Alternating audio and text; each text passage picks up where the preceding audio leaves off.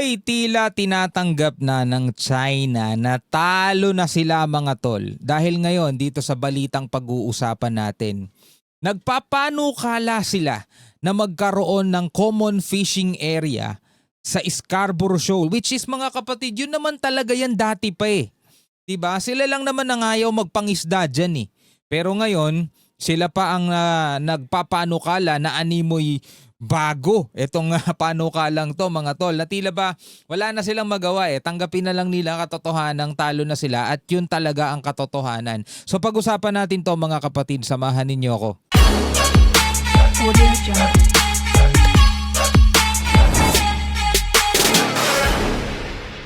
Alright, welcome ulit sa ating bagong video reaction, review, commentary, opinion, criticism at kung ano-ano pa mga tol. Umalma si Secretary Gibo Teodoro dito sa panukala ng Chinese Embassy na magkaroon ng common fishing area sa Scarborough Shoal. No? Tinututulan niya yan. Bakit mga kapatid? Bakit niya tinututulan yan?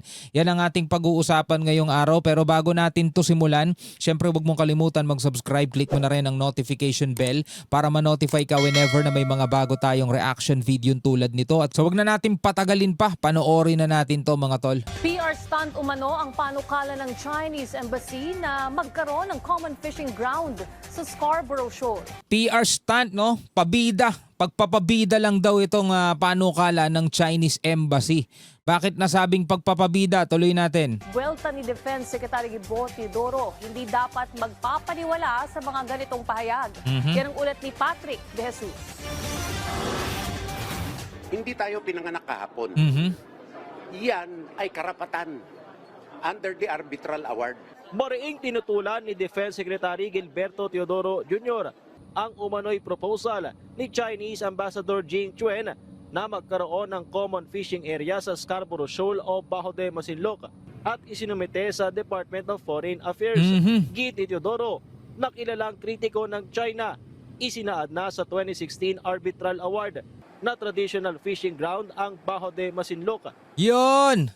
Ang tinututulan mga kapatid ni Secretary Gibo ay hindi yung pagkakaroon ng common fishing ground o yung pagkakaroon ng pwedeng pangistaan ng kapwa Pilipino at Chinese. Hindi yun ang tinututulan niya.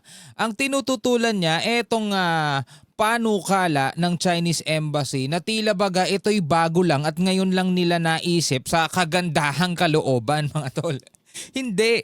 Bakit? Kasi noong 2016 pa mga tol, o bago pa man yan 2016 na yan, Arbitral Award, eto'y common fishing ground na talaga. Yan ay traditional fishing ground na. No? Dati nakakapangisda dyan ng mga Pilipino, dati nakakapangisda dyan ng Chinese, Vietnamese, lahat maraming nakakapangisda dyan mga tol, malayang nakakapangisda dyan. Nung yan ay sinakop ng China noong 2012 mga tol, ayaw na nilang magpapasok ng kahit sino dyan. At noong 2016 Arbitral Award, nakalagay dyan na traditional fishing ground talaga yan. No? So hindi na to bago. Ito yung sabi nga ni Secretary Gibo, ito yung pagpapabida lang o PR stunt lang ng China para masabi nilang maganda kalooban namin. Biruin mo, dinedeklara namin to, may panukala kami na gawing fishing area to, common fishing area.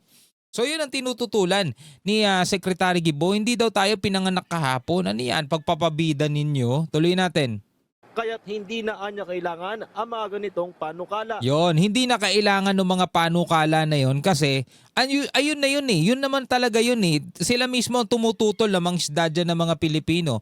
O eto bilang mga katibayan, balikan ninyo yung mga balita na mga pangwawater cannon na mga China Coast Guard dito sa mga mangingisda natin. Pagtataboy nila, naaalala ninyo mga tol, meron tayong mga mangingisda dyan sa Scarborough Shoal, nangunguha lang ng mga seashells.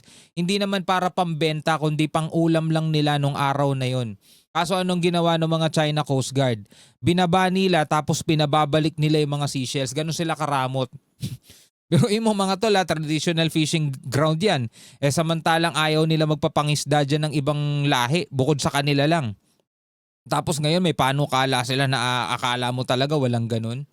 Taliwas din umano ang mga aktibidad ng China sa kanilang sinseridad na magkaroon ng mapayapang resolusyon.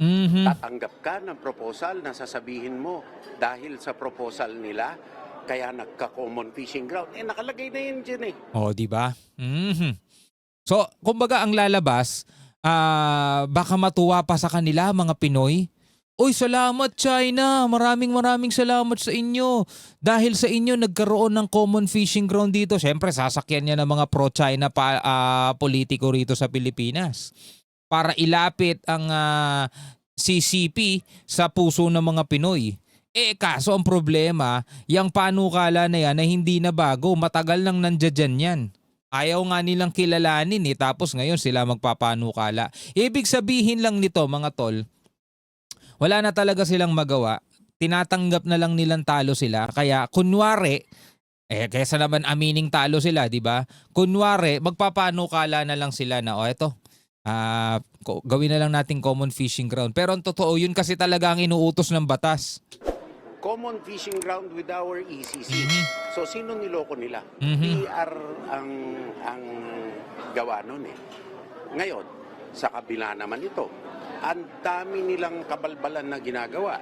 Dati nang nanindigan ang China na hindi nila kinikilala ang arbitration case na pumabor sa Pilipinas. 'Di ba? Hindi nga nila kinikilala yung arbitration case na yun Hindi nga nila kinikilala yung arbitration award na yun At nagsaad na walang basehan ang 9-dash line sa buong South China Sea.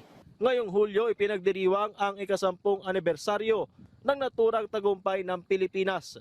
July 12. Nakikita na natin ang convergence efforts dito na ginagamit na basis ang arbitral award. Kaya hindi ito papel lamang. Yan ay hindi dapat mapaikot ng mga mapalinlang na gawain ng mga gustong sirain ang ating pagkakaisa. Bukod sa Palawan, idineklara na rin sa Cebu City at Labrador, Pangasinan na West Philippine Sea Victory Day ang July 12. Yeah. Ang mismong araw na iginawad ang Arbitral Award noong 2016. Patrick De Alright, linawin ko lang ulit mga kapatid hindi tayo nakikipag-away sa China. Gusto ko lang linawin niya kasi baka naman iniisip ninyo gusto nating awayin ng China. Hindi, bakit nating gagawin yun mga tol? Mas maganda nga kung kaibigan natin sila Bakit? Kasi maunlad na bansa sila Hindi lang sila maging ang iba pang mga bansa. Mas maganda nga kung ang Pilipinas walang kaaway na bansa. Para natutulungan tayo. Malay mo matulungan din nila tayo sa problema natin sa gobyerno natin mga tol.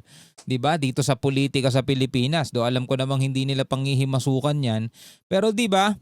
Ito na lang yung tanging pag-asa natin. Hindi man tayo palarin sa mga politiko nandirito sa Pilipinas. Baka palarin naman tayo sa mga kaalyado nating bansa. Pero eto na nga ang katotohanan. Etong China mga tol ay hindi nire-respeto yung karapatan ng Pilipinas pagdating dito sa ating karagatan.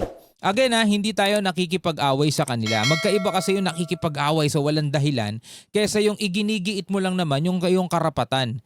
'Di ba? Kasi ang pinaglalaban natin dito is yung arbitral award at the same time yung sinasabi ng international na batas.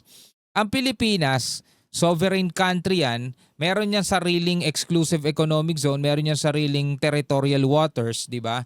So ang iginigiit natin dito is yung exclusive economic zone natin na pakikinabangan, dapat pinakikinabangan ng ating bansa, hindi lang ng kasalukuyang panahon, kundi ng mga susunod pang henerasyon. Ang problema mga tol, dahil nga doon, sa kanilang ipinagmamapilit na 9-dash line na ginawa nilang 10-dash line at yung mga barko nila nakakarating 50 nautical miles mula sa ating baybayin. At pag nakakita sila ng mga barko nating naglalaya, ginaharas nila. Yun ang problema natin. 'Di ba? Kaya natin sila tinutulak pa palabas.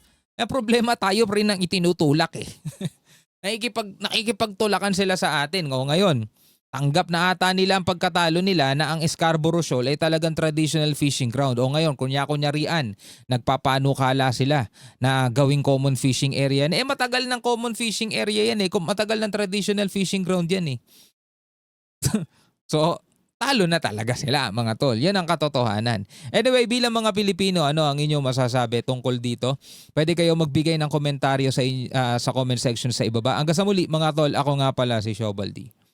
Peace out.